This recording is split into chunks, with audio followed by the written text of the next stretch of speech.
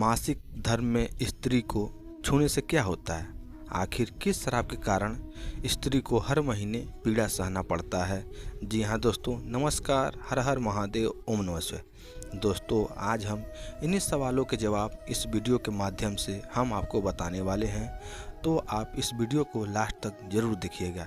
एक समय की बात है, भगवान विष्णु माता लक्ष्मी के साथ शेषनाग के फन पर विचरण कर रहे थे। तभी माता लक्ष्मी भगवान विष्णु से कहती हैं, हे नाथ, मेरे मन में एक प्रश्न उठ रहे हैं और मुझे यह प्रश्न अत्यंत व्याकुल किए जा रहे हैं। तब भगवान विष्णु कहते हैं, हे देवी, आपके मन में जो भी प्रश्न है आप बिना संकोच किए हमसे पूछ लीजिए। तब माता लक्ष्मी कहती हैं, हे नाथ, एक स्त्री को हर महीने मासिक धर्म की पीड़ा क्यों सहना पड़ता है? आखिर कौन से कर्मों की सजा उन्हें मिलती हैं? तब भगवान विष्णु मुस्कुराते हुए कहते हैं, हे देवी, इस प्रश्न का उत्तर मैं आपको एक पौराणिक कथाओं के माध्यम से सुनाऊंगा, अतः आप इस कथा को बहुत ही ध्यानपूर्वक से सुनिएगा। एक बार गुरु बृहस्पति देव इंद्रदेव से नाराज हो गए थे। असुरों ने इस मौके का फायदा उठाकर देवताओं पर आक्रमण कर दिया। राक्षसों ने देवताओं को हराकर इंद्रलोक पर कब्जा कर लिया। तब इंद्रदेव को मजबूरन अपना आसन छोड़ना पड़ा और वे मदद के लिए जगत गुरु ब्रह्मा जी के पास पहुंच गए।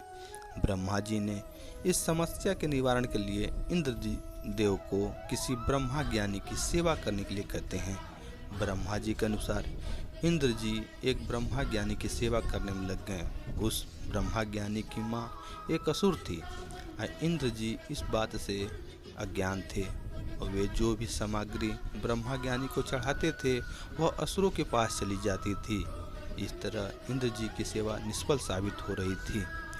इंद्रदेव को जब इस बात का पता चला तो अत्यंत क्रोधित हो गए और वे असुर की मां को मार डाले। इस तरह इंद्र जी पर ब्रह्मा ज्ञानी के हत्या का पाप चढ़ गया।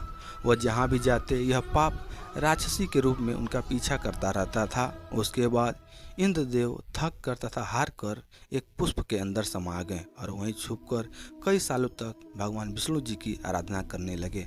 अर्थात कई सालों तपस्या करने के बाद भगवान विष्णु जी प्रसन्न होकर वह स्वयं इंद्रदेव के समक्ष प्रकट हो जाते हैं और उन्हें वरदान मांगने के लिए कहते हैं।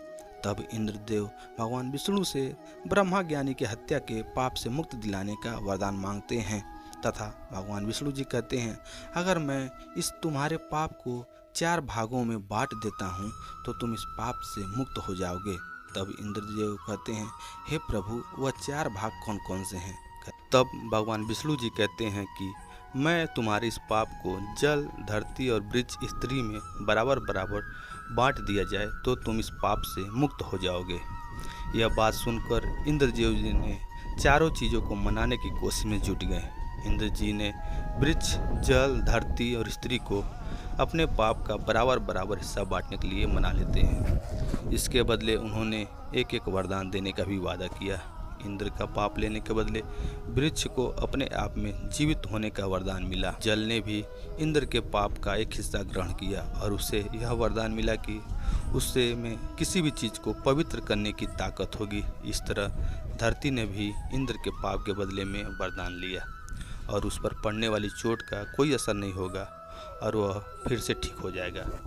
अंत में स्त्री ने भी इंद्र के पाप के एक चौथे हिस्से को ग्रहण किया और उसे मासिक धर्म की यातना मिली। मासिक धर्म के अनुसार स्त्री 4 दिनों के लिए अपवित्र हो जाती है।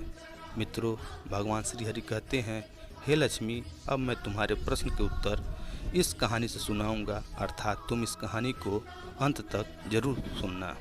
मासिक धर्म के दौरान स्त्रियों को पूजा पाठ नहीं करना चाहिए, अर्थात इन्हें अपने बाल भी नहीं धोना चाहिए। इससे पति की आयु कम हो जाती है। मासिक धर्म के दौरान स्त्रियों को पेड़ पौधों को भी स्पर्श नहीं करना चाहिए।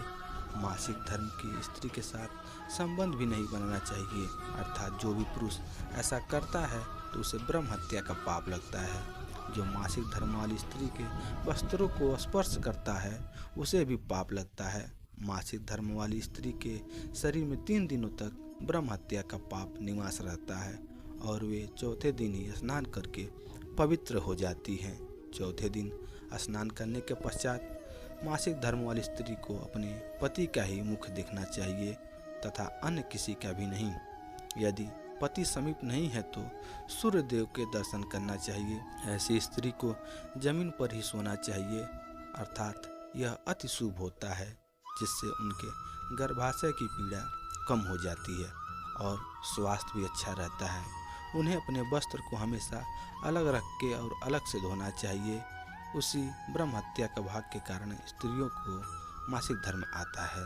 जो भी पुरुष मासिक धर्म के अनुसार स्त्रियों को अर्थात उनके साथ गलत संबंध करता है अथवा उनके साथ संबंध बनाना चाहता है तो वो घोर पाप करता है, अर्थात उसे ब्रह्म ज्ञानी का अत्यंत पाप लगता है। भगवान विष्णु कहते हैं, हे देवी, इस प्रकार से मैंने आपको स्त्री के मासिक धर्म होने के पीछे की कथा और मासिक धर्म वाली स्त्री को कौन से कार्य नहीं करने चाहिए आज के विषय में बता दिया हूँ। तब माँ लक्ष्मी कहती है, हे प्रभु, आज आपने मुझे बहुत ही महत्वपूर्ण ज्ञान दिया है और मैं भी आपको वचन देती हूँ, जो भी स्त्री मासिक धर्म के दौरान पूजा पाठ करेगी, तुलसी को जल देगी या पति के साथ संबंध रखेगी, उसके घर में कभी भी प्रवेश नहीं करूँगी, किंतु मेरी बहन लक्ष्मी उस घर को गरीबी की ओर ले जाएगी। दोस्तों, इस प्रकार से मासिक धर्म के दौरान स्त्री को यह कार्य नहीं करने चाहिए। इसके बदले स्त्री को वरदान यह मिला है कि वह पुरुषों के मुकाबले का काम कई गुना ज़्यादा आनंद उठा सकेगी। इस तरह हर महीने स्त्रियों को मासिक धर्म होता है।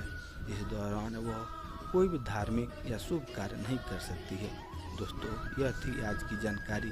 वीडियो अच्छी लगी हो तो इसे लाइक करिए, शेयर करिए और चैनल पर नए हो तो सब्सक्राइब करिए। मिलते हैं आपसे कल एक और नेक्स्ट वीडियो में नई जानकारी के साथ। तब तक के लिए हर हर महादेव।